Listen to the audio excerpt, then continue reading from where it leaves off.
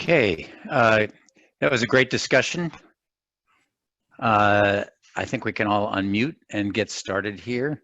I'm Dick Berner, and thanks to Madison, Ricky, and the Institute for Policy Integrity for inviting us to co-host this important event and for including us on this panel. Reflecting the title of the conference, our distinguished panelists are going to offer their perspectives on risk assessment, risk disclosure, and actions to mitigate risks. So I think the first panel gave us a really great foundation on which to explore those topics. Our two panelists are Rob Engle, who's the Michael Armellino Professor of Finance at Stern. Rob won the Nobel Prize in Economics in 2003, and he is co-director of the NYU Stern Volatility and Risk Institute, built on the legacy of the Volatility Institute he founded in 2009. Nat Keohane is Senior Vice President at the Environmental Defense Fund, where he heads EDF's climate program and helps to shape the organization's advocacy for environmentally effective and economically sound climate policy. So we're going to have a dialogue and discussion among the three of us. And I want to start, Nat and Rob, with some basics. We've heard a lot about how climate risk affects the economy. Can you tell us how climate risk, both physical and transition, affect, in your view, individuals and companies, and maybe in turn, how do their activities affect climate risk? Maybe start with Nat. Great. Well, thanks, Richard, and thanks very much to NYU for including me. It's a huge pleasure, of course, and a privilege to be on with you and with Rob. I think I might start with thinking about the financial sector, and then we could broaden that out. I think if we think about the risks both on the physical side and the transition side, we clearly know there's going to be major economic major damages to the economy at a macro level, and clearly, physical impacts on individual communities. In the terms of the latter, we see the impacts of hurricanes and flooding on coastal communities. We see the wildfires in California. In terms of economic damages at a sort of more macro level, the work of Bill Nordhaus, and then more recently, another Nobel Prize winner, and then more recently, the work of a new breed of econometric empirical economists looking at damages from climate change have clearly shown the extent of damages on various parts of the economy, not only infrastructure, but also on labor productivity, on health, mortality, and so on. So we have a pretty good record of a sense of the significance of economic damages. I think one thing that we've seen more recently is thinking that connects the dots between those broader damages to the economy and to communities with threats to the financial system. We just heard from the last set of speakers around risk disclosure, of course. I was part of a panel that an advisory subcommittee for the Commodities and Futures Trading Commission that came out a few weeks ago with the first report for the US that looks about how to connect those physical and transition risks to financial risks. So just very briefly, one of the things I thought was very compelling on the physical risk side, while the US financial system as a whole is fairly resilient, it's obviously in a huge economy. Institutions, major Wall Street banks are very well diversified. They've got a broad portfolio, so they're probably pretty resilient. There are pockets, regional and sectoral pockets, where you could really imagine physical risk translating into risk to financial institutions. Two of the examples that the report gives, agricultural credit institutions, which tend to be fairly concentrated in particular areas, for example, the agricultural Midwest. You could imagine really bad drought or flooding or both in a season could raise enough of a risk to put the stability of some of those institutions at risk, and they're depended on by farmers for farm credit and so on. Or you think about commercial real estate. One of the interesting things the report points out is that regional banks hold large concentrations of commercial real estate typically in their areas. So again, you think of a place like Florida or the Gulf Coast that are susceptible to real physical impacts from climate change, from severe storms. Those might be areas where community banks might be, the stability of them, those institutions might be at risk. So big picture, you've got a lot of economic damages, of course, that we can identify. I think what's also interesting is connecting the dots to financial institutions. Great. And Rob, what would you add to that? Well, I think one of the things about individual risks is that the risks are actually extremely localized, many of them anyway. I'm talking to you from California, but I don't have any wildfires. I'm looking out over the Pacific, but I'm a little bit up elevated, so I'm not going to face sea level rise. And this is, I think, true all over the country. People are either exposed directly or not. And so it's a little bit hard to get a coalition that has a uniform view that this is that the risks are high. That being said, there are aspects of these risks which are common, and that is through our investment portfolios, and particularly our retirement portfolios, which are invested in stocks and bonds and so forth. And so I think one of the things we really should be focusing on and are focusing on is how do the risks of climate change affect performance of companies and their stock? And what are the things we want to do to make our portfolios more robust to climate change risks? So when we talk about company risks, we see lots of them, and the discussion that preceded this was excellent, I thought, in terms of discussing both the physical and the transition risks that companies face. But an interpretation of that is that these companies who are facing risk will have valuations which are uncertain going forward, and therefore there is a risk premium that every investor ought to associate with these companies. And that makes the stocks less attractive. They'll actually trade at a lower value, but they'll have, as a result, higher returns, which compensate the investors for holding these risks. This is one of the slightly paradoxical features that comes out of finance, that the companies that are expected to do badly in climate change will have higher expected returns because most people don't want to hold them. They don't want to hold these risks. But the bright side of this is that what I think that the function of our portfolios should be is that we would like to hold the companies that will do well that are well prepared for climate change. And those companies, when it turns out that the climate is going to be worse than the market expects, those companies will then appreciate in value relative to the companies that are not prepared for climate change. And so I think by recasting the goal of what our investment portfolios ought to do, it gives us an explanation for why we might want to tilt our portfolio toward companies that are going to survive very effectively and contribute to better performance if the climate is really worse than the market currently expects it to be. And so I think that's,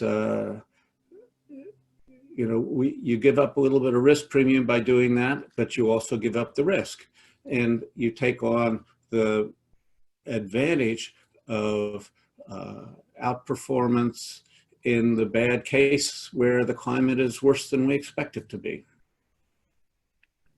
That's really helpful, Rob. Let me come back to that in just a minute, but I think it's important, Nat, you and EDF, and I'm sure Rob agrees that we're at a critical juncture for climate-related risks, be they physical or transition risks. Can you amplify on that just a little bit, and Rob, give us your thoughts?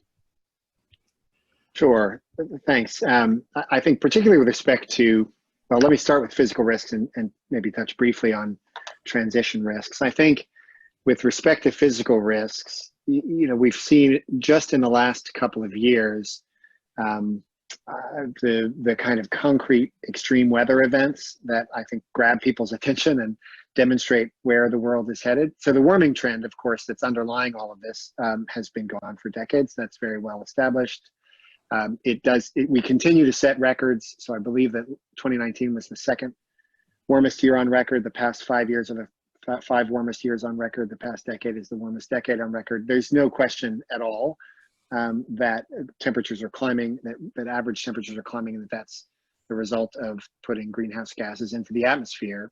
I think what we're starting to see in just the past couple of years, and this is, I think, making a difference to the public debate and even the politics of this and the corporate response, is that those rising temperatures, that increased energy we're putting into the atmosphere, is translating into events that are impossible to ignore. The wildfires in California are just this year are the most recent event, but of course we also had a really terrible wildfire season in California last year. But the intensity of hurricanes, events like Hurricane Harvey in Houston a year or two ago, with record flooding and downpours, floods and drought in the Midwest. Elsewhere, you see record heat waves. I think all of those things are really impossible to ignore signs that the climate is changing now. It's, for a long time, we've always thought about climate change is something that's going to happen, in several decades to someone else's kids on the other side of the world. And we're finding now that it's happening now. And that's in part because the future has caught up with us, and in part because we keep putting pollution into the atmosphere. So I think those physical risks are becoming harder and harder to ignore, and that's shaping some of the debate. Just briefly, we talk about transition risks, of course, meaning, the risk that you get a very rapid policy response that somehow disrupts financial systems or markets. I think that is worth thinking about, especially in the US. If we continue to do nothing, at some point, I think it's going to become inevitable, and there might be the kind of rapid shift that people are worried about. But it's also worth noting that the rest of the world, and I'm sure we'll come back and talk more about this, but the rest of the world is moving strongly ahead, not maybe as fast as we need it to, but 2 big announcements in the last 2 weeks from China and the EU suggest that the rest of the world gets it and is taking on more ambitious targets. And it's really the US that is increasing the outlier, but we'll probably come back to that later. Right. Rob, any thoughts to add? Well, I think that we're in a situation which is very unique from so many different points of view, and I think certainly the rise in physical risk is dramatic. But I think when we look at the pandemic, I think we can see some effects that are similar to what you would expect from transition risk. That is, we've had a shift in the supply of fossil fuels, oil prices, that's shifted outward by the competition between the Soviet Union and Saudi Arabia and our own oil business to produce more and more oil. And at the same time, we've had demand shifting down because we're not flying, we're not driving nearly as much. So there is enormous pressure on the whole fossil fuel industry. And the question that we are faced with is whether we should subsidize and repair this industry, bring it back to normal, or whether this is a transition risk that we're actually seeing. And I think that when we look back at this, we're going to say we have seen what transition risk really looks like. It's a different cause from what we expected, but the outcome, I think, is going to be a lot like what we would see from a much more dramatic regulatory shift than anybody has ever proposed or imagined, but we can see what's happening to it. So yeah, I think also that feels real. No, that's great. I mean, the transition risk as people frame it, typically involves a regulatory change. But markets tend to anticipate these things. And as you're saying, this has enormous implications for risk management, for business models. And let's come back a little bit to portfolio implications of some of these risks. So when you think about how to differentiate between transition and physical climate risks in portfolios, how should we frame that? And what about thinking about stranded assets and their recommended position in a portfolio? Rob, do you want to start with that? Sure. I mean, stranded assets, I think, is a concept that we hear a lot about, and the idea is that a lot of the assets of the fossil fuel industry are in reserves that are in the ground, but they can count on drilling and bringing them to market sometime in the future. So this is an asset. However, if we do have this transition to a low carbon economy, it may not be profitable ever to bring these assets to market. And so we call them stranded assets. And so there is a potential dramatic fall in the value of these fossil fuel industries if transition risk occurs and is maintained. But I don't think that that's the limit of what we should be interested in with stranded assets. I think we're going to see lots of stranded assets. A lot of the damages we talk about as a result of climate change, things like sea level rise. Well, New York City may become stranded assets. I mean, the damages that are associated with trying to rebuild New York City someplace else dwarfs any of the costs that anybody has ever been talking about. You look at the coastal real estate along the low-lying areas of the East Coast, that's a lot of assets. If you talk about farmers that are moving from climates which are too hot to more reasonable climates, they're going to leave behind land and physical assets that have no future value in farming. I don't know what they would have a value for, but it might be something else. Or maybe these are going to turn into desert, just like a lot of the West. So I think there are a lot of stranded assets potentially in our portfolios. And so we might be very sensitive to the risks of that kind of, deterioration of value. Absolutely. Let me just follow up with that to talk about, what you have on our VLab website to assess current portfolio performance in that context. Is that a question, or are you going to do it? No, that's a question for you. So we follow the performance of a large number of publicly available climate-related portfolios. They're classified by Morningstar as climate sensitive portfolios, and they span a range of different topics. Some of them are low carbon, some of them are high, low E scores, low environmental risk scores. Some of them are have some kind of other sustainability measure, and there are quite a few of them which are not diversified portfolios. They're sector-specific portfolios, like alternative energy, clean energy kind of portfolios.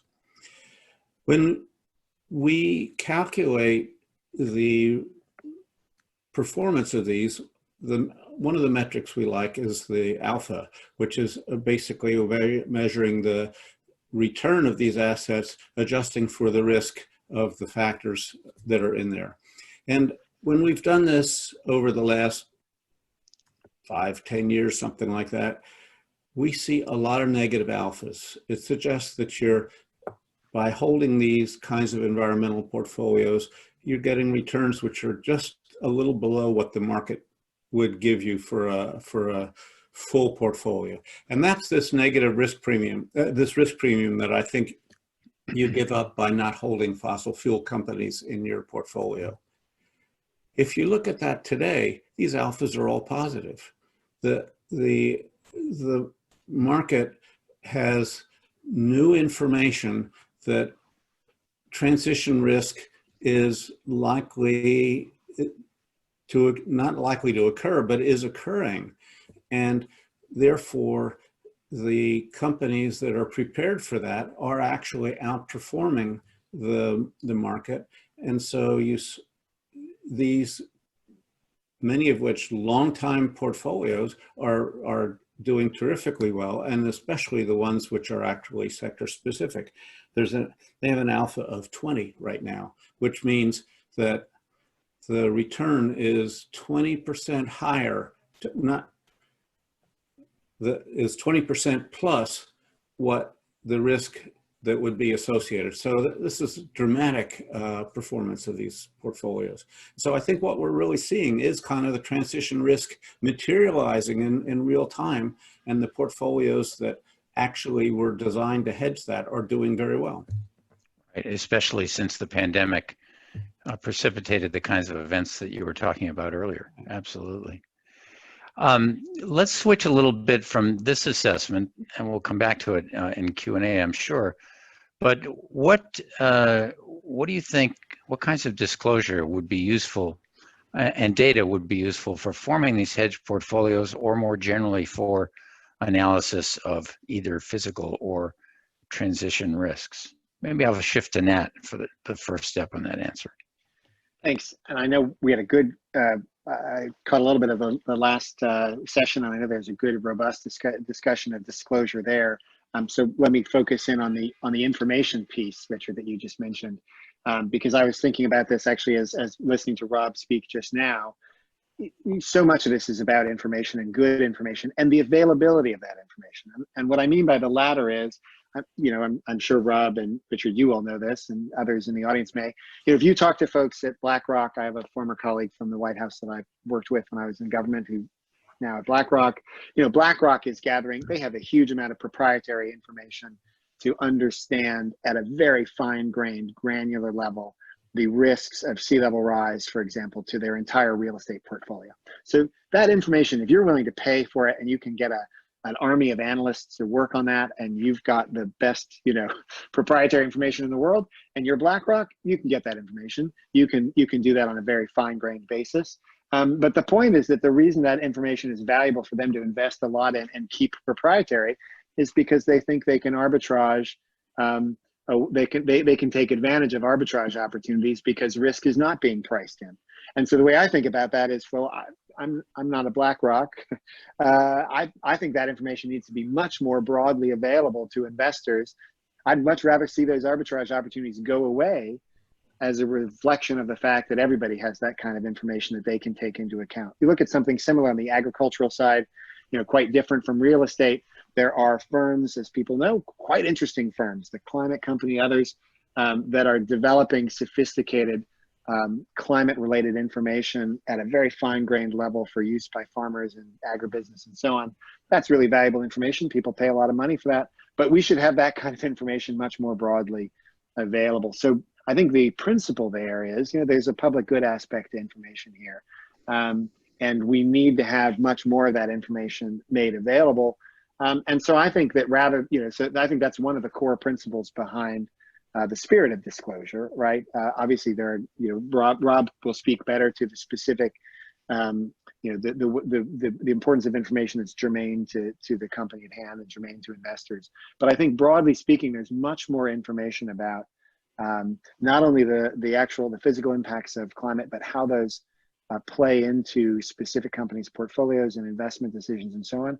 Much more germane information than I think investors are getting now at a broad level. And I think that's the fundamental argument for greater disclosure, which is one of the things, by the way, that CFTC report I mentioned, which looked across the economy. It didn't just look at CFTC and the narrow remit. But one of the things that the CFTC report called for very clearly was more robust disclosure requirements and enforcement of guidance and potentially rulemaking. Right. So important not just for investors, but also for policymakers and for business people who are trying to think about how to modify their business models and how to adjust to these risks. Rob, what would you add to that?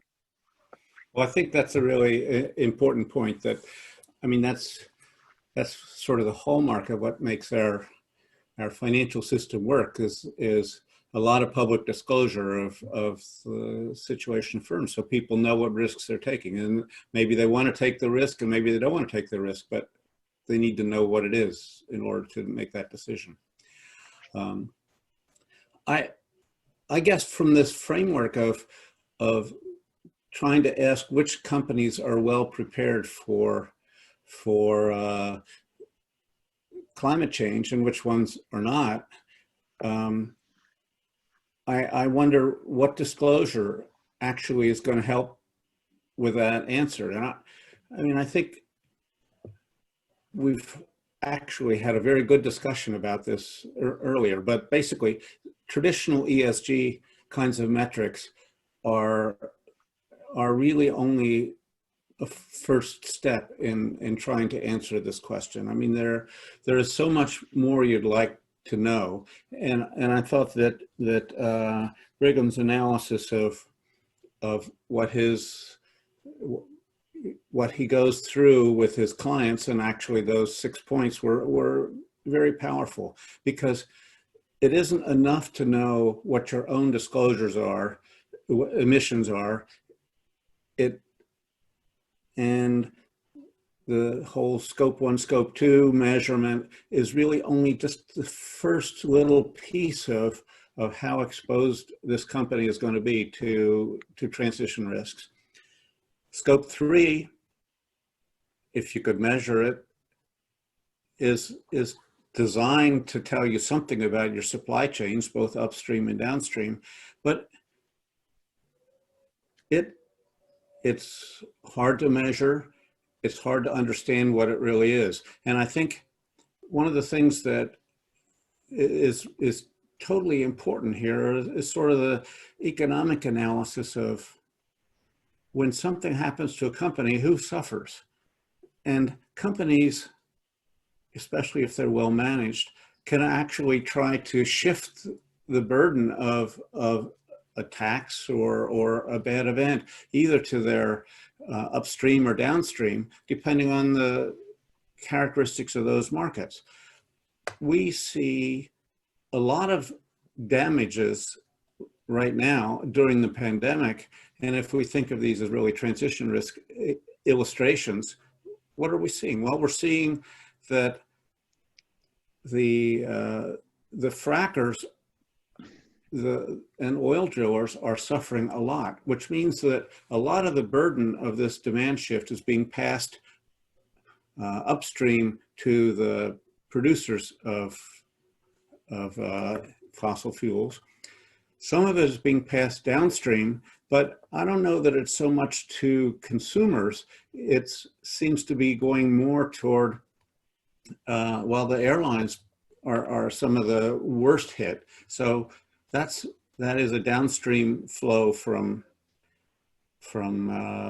oil business, but it also includes companies that make airplanes, companies that make parts for airplanes, companies that make automobile parts, all those kinds of things. Automobile companies are split. Some of them are suffering, some of them are thriving. Like, I mean, Tesla is obviously a leading example, but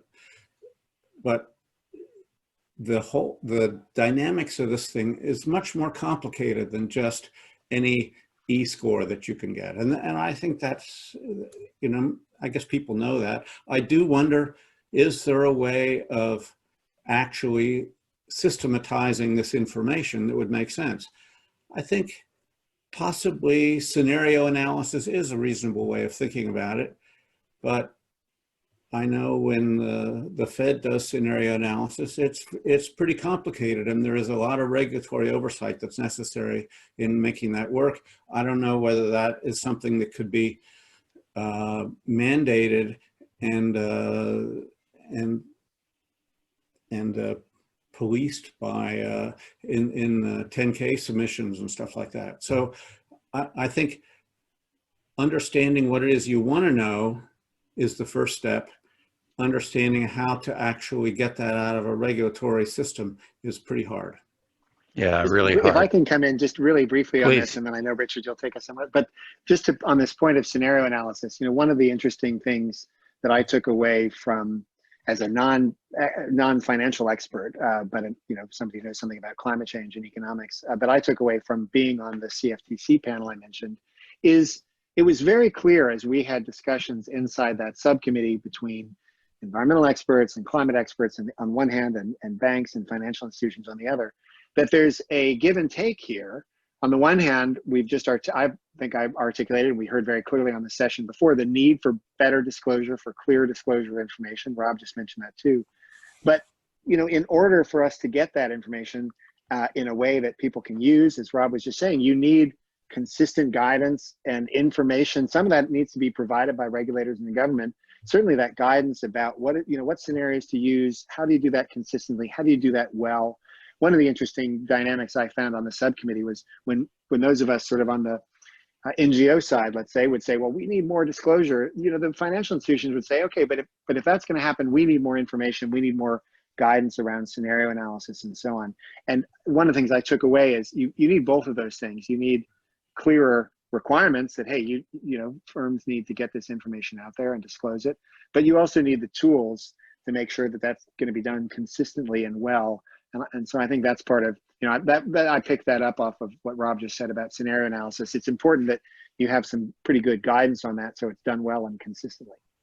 Yeah, absolutely. I think that applies both to the scenario analysis as well as to the data. So I spent a lot of my career, for example, worrying about the quality of data, and that relates to the standards and definitions that we use, and nowhere is that more evident than in this. I think one of the lessons from the financial crisis was we learned the importance of having data that are comparable, standardized, that we can really use to compare firms, to compare jurisdictions, and so on, to make those data also accessible to the people who need them. And there's a collective action problem there that government needs to play a role in solving. So that's equally true for the analysis. Rob, it looks like you want to chime in too. I guess I wanted to say something which I thought you were headed for as well, which is financial sector worries about scenario analysis because if they announce the scenario in advance, banks will run their businesses to make them look like they're doing well with a scenario that's been announced. Right. And of course, that's already true of ESG metrics, that if these become important parts of investment portfolios, which I guess they already are, but anyway, if they were sort of homogenized, then firms would manage to improve their ESG metrics, even if it has no climate benefit. Once you announce a scenario, you're actually changing the way firms do their business in ways that you at least have to think about whether this is something you want. Right. And it's something you have to think about both in terms of the way that you're giving incentives to firms to manage their business and their risks, and to think about the risks that you're missing by announcing a particular scenario. And there are some solutions to that. I want to come back a little bit to disclosure, but let's talk about scenario analysis and stress testing. So how do you think we should frame and implement the initiatives in this area, which is so hard to do, which is so complicated, and has so many different dimensions? Is there a way? I mean, the Bank of England, for example, is, I think Vina mentioned, and other entities are going to require this, and it was certainly embedded in the CFTC report. But how do we implement this? Nat, do you want to give it a shot? Sure. Yeah, I mean, I think the point Rob just made is a really interesting one, and as another, maybe lapsed economist, a former economist, I think the point about thinking carefully about unintended incentives and unintended consequences is a really important one. So I guess my immediate thought would be a couple of things. One is, standard scenario. There are standard scenarios out there for climate risk, right? Part of what this is what are we talking about in terms of future climate scenarios? There are, in some ways, a kind of an infinite number of future pathways you can choose, and for emissions and warming and so on. And so standardizing that and choosing a couple of those that say, okay, if you're disclosing climate risk, you should be considering the following 3 standardized scenarios. I think that, that can avoid the sense that Rob is talking about of managing to a scenario, because these are outside of any individual firm's control, while providing some consistency. So you don't have an apples to oranges problem where one firm is assuming one set of things and somebody else is assuming something much rosier. I also think the other principle that's embedded in what I just said is having, multiple scenarios, not a huge number, because I'm sure that the cost scales probably not even more than linearly with the number of scenarios, but having a couple. So there's a sense of, okay, here's how this portfolio, this company's investment decisions, the business strategy decisions, here's how they play out in one reasonable scenario, and here's how they play out in another. I will say one of the interesting things about transition risk in this context is, of course, it's much harder to come up with good, sort of exogenous scenarios. One of the things I notice in my fellow NGO, there's a lot of people will say, well, let's assume a 2-degree world, the 2 degrees increase, the 2 degrees being the measure of rise in global temperatures relative to pre-industrial times that the Paris Agreement enshrines as an upper goal. But of course, we can't assume that those policies are not exogenous. They're the product of huge amounts of political pressure and political will and so on. And so the transition, that area is one where coming up with kind of exogenous, well-defined, consistent scenarios is probably much tougher by construction. Yeah. Rob, I don't know if you want to add to that. I think you're absolutely right, and I guess that's where the science comes in, assuming a pathway. But I do think, well, and this is sort of what the Fed has done too, where they don't give you details. They say, okay, suppose GDP goes up and interest rates stay the same. What do you think is going to happen? Or GDP goes down, I guess. But then each bank has to decide, what's that going to do to my mortgage portfolio? What's it going to do to this? So you're left with a lot of internal things, which are kind of what you said about if there's going to be a transition, you're going to have to come up with some internal model as to how that's going to happen, and then you evaluate your stuff on that model. Right.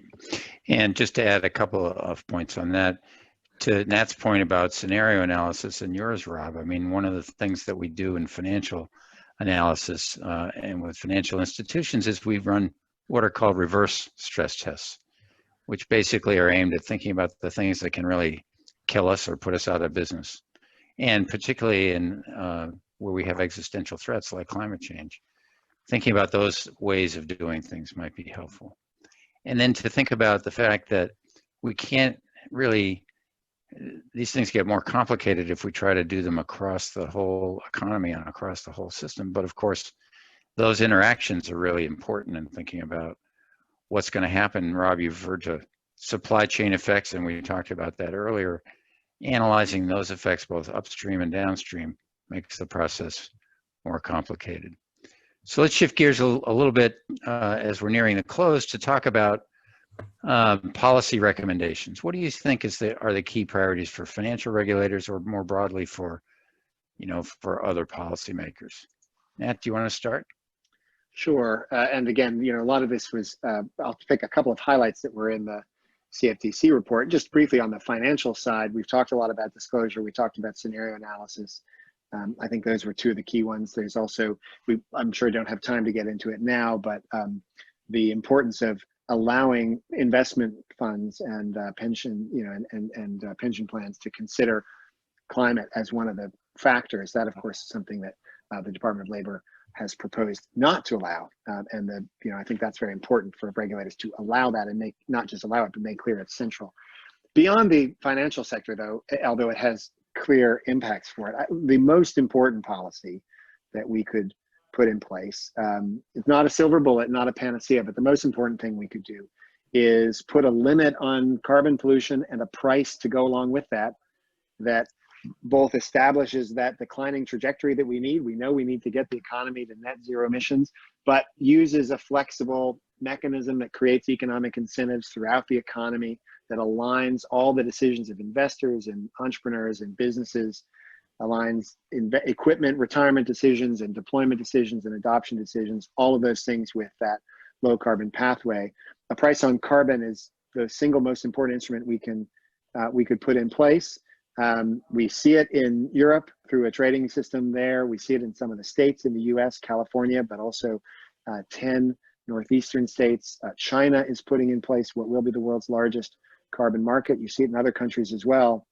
Obviously, under this administration, we're not going to see it, but it is still a priority for the US if we're really going to get emissions on a downward trajectory the way we need to get them. And if we're going to solve some of these other issues around mispriced risk and unrecognized risk in the financial markets, the most important thing we can do is put a price on that carbon through either some sort of emissions market or a carbon fee. Great. Rob? I couldn't agree more. And if you think about what is really likely to save us in the long run, it might be some technological changes that figure out how to sequester carbon and so forth that in a large scale way. Well, the price on carbon incentivizes that research. It's sort of like, what are we paying for these drug companies to come up with a vaccine? We're paying, the sky's the limit. We could do the same thing for carbon. Absolutely. Madison, Christine, I don't know if we have a little bit of time for some of the questions that are on the chat. Do we have a couple more minutes here? So Madison says yes. Okay, great. So one question for Madison: do the panelists, do you think that markets are accurately pricing climate risk? And Rob alluded a little bit to that, but is it accurate? And if not, why not? What are the issues that are out there? Maybe start with Rob. Well, I don't think it's accurately priced. I think there is a price of climate risk in the market, but I don't think it's as high as the actual risks are. So by investing in climate hedges, you've got two sources of potential value. One is as more and more people as the price becomes closer to what the science says, you get a value.